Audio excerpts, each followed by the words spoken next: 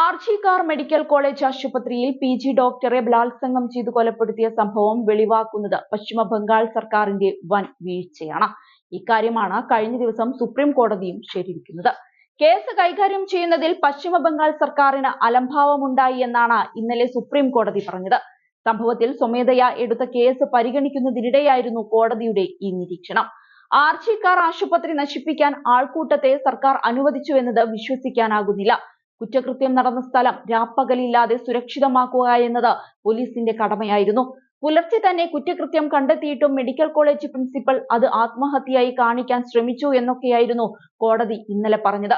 FIR file ചെയ്യുന്നതിലെ കാലതാമസവും മൃതദേഹം കാണാൻ മാതാപിതാക്കളെ അനുവദിക്കുന്നതിലുണ്ടായ വീഴ്ചയുമെല്ലാം സർക്കാർ സംവിധാനങ്ങളെ സംശയത്തിന്റെ നിഴലിൽ നിർത്തുന്നതാണ്. മുഖ്യമന്ത്രി മമതാ ബാനർജിയുടെ നേതൃത്വത്തിലുള്ള സംസ്ഥാന സർക്കാരിന്റെയും ആശുപത്രി അധികൃതരുടെയും നടപടികളിൽ ഗുരുതരമായ ആശങ്കകളാണ് സുപ്രീം കോടതിയുടെ പരാമർശം ഉയർത്തിയിരിക്കുന്നത്. ആശുപത്രി സെമിനാർ ഹാളിൽ ഡോക്ടറെ സംശയാസ്പദമായ സാഹചര്യത്തിൽ മരിച്ച നിലയിൽ കണ്ടെത്തിയതു മുതൽ സംഭവത്തിൽ ദുരൂഹത നിലനിൽക്കുന്നുണ്ട്. Medical college principal Sandeep Ghosh സംഭവം ആത്മഹത്യയാണെന്ന് പറഞ്ഞ് നിസാരവൽക്കരിക്കാൻ ശ്രമിച്ചു. ഈ നടപടി പിന്നീട് വൻ വിമർശനത്തിന് വിധേയമായി. സത്യത്തിൽ പശ്ചിമ ബംഗാൾ മുഖ്യമന്ത്രി എന്ന നിലയിലും ആരോഗ്യമന്ത്രി എന്ന നിലയിലും മമതാ ബാനർജിക്ക് സംഭവത്തിൽ വലിയ ഉത്തരവാദിത്തമുണ്ട്. ഗുരുതരമായ പ്രശ്നത്തെ നേരിട്ട് അഭിസംബോധന ചെയ്യുന്നതിനു പകരം സ്വന്തം ഭരണകൂടത്തിന്റെ പരാജയങ്ങൾക്കെതിരെയുള്ള പ്രതിഷേധങ്ങൾക്ക് നേതൃത്വം നൽകുകയാണ് മമത ചെയ്തത്. വിഷയത്തിൽ CBI അന്വേഷണം വേണമെന്ന അവരുടെ ആഹ്വാനങ്ങൾ പോലും പരസ്പര വിരുദ്ധമാണെന്ന് നിരീക്ഷിക്കപ്പെടുന്നുണ്ട്. 14 വർഷം സംസ്ഥാന മുഖ്യമന്ത്രി എന്ന നിലയിലും മുൻ കേന്ദ്രമന്ത്രി എന്ന നിലയിലും ഭരണതലത്തിൽ വലിയ അനുഭവ പരിചയമുള്ള മമതയുടെ CBI അന്വേഷണം വേഗത്തിലാക്കണമെന്ന ആവശ്യം നീതി തേടാനുള്ള യഥാർത്ഥ ശ്രമത്തേക്കാൾ രാഷ്ട്രീയ നേട്ടത്തിനാണെന്ന് വിമർശകർ വാദിക്കുന്നുണ്ട്. ഈ കേസിലെ ഏറ്റവും പ്രധാനവും ഗുരുതരവുമായ സംഭവമായിരുന്നു പ്രതിഷേധത്തിനിടയിലെ സംഘർഷം.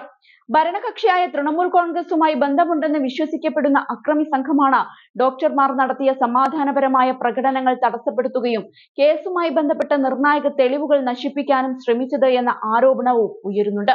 ഇത് അന്വേഷണത്തെ തടസ്സപ്പെടുത്താനുള്ള ബോധപൂർവമായ ശ്രമമാണെന്ന് പലരും അനുമാനിക്കുന്നു. തൃണമൂൽ നേതാക്കളുമായി അടുപ്പമുള്ള വ്യക്തികളുടെ പങ്കാളിത്തം CCTV ദൃശ്യങ്ങളിൽ വ്യക്തമായിരുന്നു. അടിമുടി ദുരൂഹതയാണ് ആർജിക്കാർ സംഭവം ഉയർത്തുന്നത്. എന്തുകൊണ്ടാണ് ഡോക്ടറുടെ മൃതദേഹം ഉടൻ മാതാപിതാക്കളെ കാണിക്കാതിരുന്നത് എന്നും ആരാണ് അത് വൈകിക്കാൻ ഉത്തരവിട്ടത് എന്നതുമാണ് അതിൽ പ്രധാനം. കുറ്റകൃത്യം നടന്ന സ്ഥലത്ത് എന്താണ് സംഭവിക്കുന്നത്? കുറ്റകൃത്യം നടന്നതായി പറയപ്പെടുന്ന ഡിപ്പാർട്ട്മെന്റിൽ തന്നെ കൃത്രിമം കാണിക്കാൻ സാധ്യതയുള്ള അറ്റകുറ്റപ്പണികൾ എന്തുകൊണ്ടാണ് പെട്ടെന്ന് ആരംഭിച്ചത്? അറസ്റ്റിലായ പ്രതിയായ സഞ്ജയ് റോയ് ഒരു വലിയ ഗൂഢാലോചനയിലെ ഒരു പണയക്കാരൻ മാത്രമാണെന്നാണ് ഡോക്ടറുടെ മാതാപിതാക്കൾ ഉൾപ്പെടെയുള്ളവർ വിശ്വസിക്കുന്നത്. സംസ്ഥാനത്തിനകത്ത് തന്നെയുള്ള ശക്തമായ ശക്തികളാണ് സംഭവത്തിന് പിന്നിലെന്നും ഒരു മെഡിസിൻ മാഫിയ സംഭവത്തിൽ ഉൾപ്പെട്ടിട്ടുണ്ട് എന്നും അഭ്യൂഹമുണ്ട്.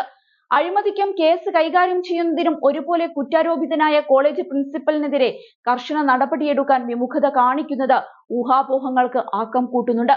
ഡോക്ടറുടെ ബലാത്സംഗവും കൊലപാതകവും അതിനുശേഷമുള്ള അസ്വസ്ഥജനകമായ സംഭവങ്ങളും പശ്ചിമ ബംഗാൾ സർക്കാരിന്റെ സംശയാസ്പദമായ പ്രതികരണവും തുടർന്നുള്ള അക്രമങ്ങളും എല്ലാം സ്ത്രീകളുടെ സുരക്ഷയെക്കുറിച്ചും അധികാരത്തിലുള്ളവരുടെ സത്യസന്ധതയെക്കുറിച്ചും ചോദ്യങ്ങൾ ഉയർത്തുന്നു എന്നതിൽ ഒരു സംശയവുമില്ല.